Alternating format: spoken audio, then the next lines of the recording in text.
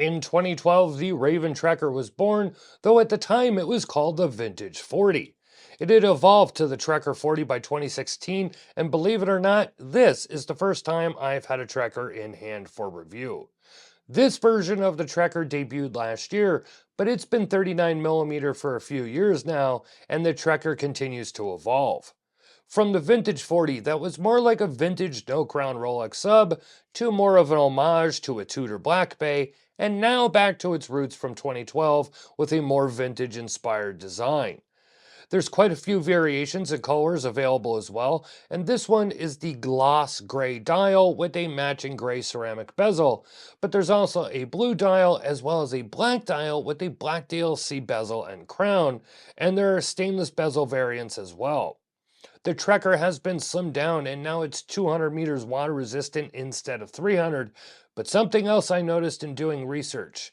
In 2016, the Raven Trekker 40 was $750 and it was using the same Miyota 9015 movement.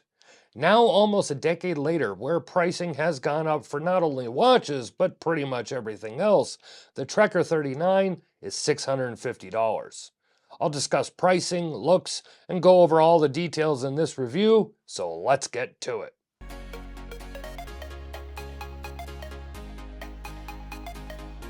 So the Trekker 39 is slimmer, and I believe this is the slimmest this model has ever been at 12.5 millimeters.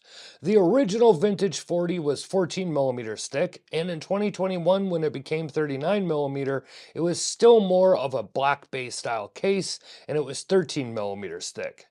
So now it goes back to its vintage roots in terms of design, while still incorporating elements of other previous Trekker models, and at 39 millimeters and only 12.5 millimeters thick, for many it's going to be the most wearable and versatile Trekker yet. On screen you'll see all the specifications, and as I said, currently the price is $650, which I don't want to gloss over. When was the last time you saw a watch go down in price? Even this Trekker 39 here from 2021, again using the same movement, was $750. Now I don't know the reason for the price decrease, whether it be design, better deals with the manufacturing facility, or a way to try and get new eyes on the Raven product, but whatever it is, it's nice to see pricing going down for a change. The newest versions of the Trekker 39 have stainless steel bezel inserts, but I am a sucker for gray watches, and as such, I had them send along this one with the matching gray ceramic bezel insert, as I just can't get enough gray.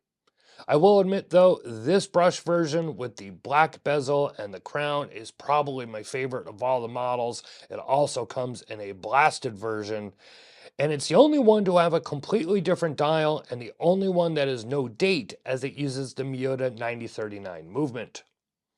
But back to this gray dial. Both the gray and black dials use the stick or baton style hands, while the blue dials have sword hands, and I'm not sure if I have a preference one way or another, though I think the stick hands are slightly more sporty.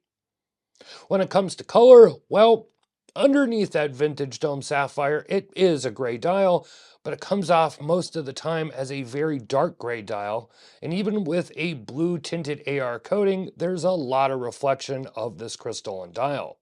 Now in fairness, this isn't restricted to the Raven Trekker. Lots of watches with crystals such as this combined with a glossy dial will have a lot of reflection. A matte dial would probably reduce this, and if I'm being picky, I wish I'd had a clear AR coating instead of the blue. The dial is very clean and uncluttered, and it has matching chrome-colored hands and applied indices, and that orange second hand that matches the model name text. Dial text is kept to a minimum, and with this version, a date at 3 o'clock. The dial on the gray and blue models resembles more of the original Vintage 40, while the black dial has printed numerals and markers, a carryover from the Black Bay style cases. Now, while it may be a different crown than previous versions, it's still a large crown and an easy to grip crown and smooth to operate and screw down. The 120 click bezel is the same, easy to grip and rotate with great feedback, really satisfying, and I do love that gray ceramic insert, though I would prefer if it was fully indexed, but that's just my preference, as I think I would want a fully indexed bezel on every dive watch, and this style of bezel is just much more suited for an everyday type of watch while still being functional. That 12.5mm thickness includes the sapphire crystal, so the mid case is pretty slim, though it still includes drilled lugs, even though the bracelet has quick release pins. But it's nice that they didn't remove that functionality to be able to easily remove other straps you may wear on it. Case finishing is a little unique compared to watches that have this style. Instead of a chamfer on the top edge, a polished chamfer on the top edge, there is a polished chamfer along the bottom edge, and it gives it a slightly unique look compared to others.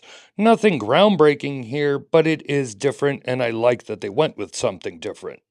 The case back is still similar to previous versions of the Trekker, and also the Venture, the Airfield, and the Solitude, which I've reviewed in the past. The bracelet is back to a 3-link oyster style versus the Jubilee style used on previous versions. It's a good sized bracelet, it's not too thick or thin, but very solid feeling, brushed on the top with polished edges, and it uses one-piece screws to hold the links together. Now the clasp is new as well. It's the Nodex clasp from Notice watches that quite a few brands are using these days. This is the latest version of the clasp, slimmer, dual finished, and the extension tapers a little more towards the clasp, but I will say it, I'm still not a fan of this thin little extension, how it wobbles, and how it looks. It's very functional and easy to use, but I prefer the micro adjust clasps where the link slides in and out of the clasp for a more seamless integration. I make no bones that I generally prefer watches 40mm or larger, but even with a 39mm case and a slimmer case, this doesn't feel tiny to me, and I have no problem wearing it on my 7.5-inch or 19.05cm wrist, though I won't lie, I would still love a 41 to 42mm version. Lume is solid, it's a nice BGW9 on the dial and bezel with a nice strong glow that I found to last about 5 hours or so before fading out. The goal with this current iteration of the Ray-Ban Trekker is to make a slimmer, more wearable piece while still being a functional diver style watch, and it does both those things very well. The trend is still for smaller watches, and I do appreciate the slim profile. I love how Trekker has evolved and combined elements of all the versions before it, and it's an attractive watch no doubt, and one that can be very versatile. Do you own a Ray-Ban Trekker, and if so, which version? Maybe you still have the original vintage 40, or do you own this new model? Or maybe you've been thinking about one. Either way, let me know your thoughts on this latest version down in the comments. Thanks for watching, make sure to subscribe, turn on notifications, and I will see you next time.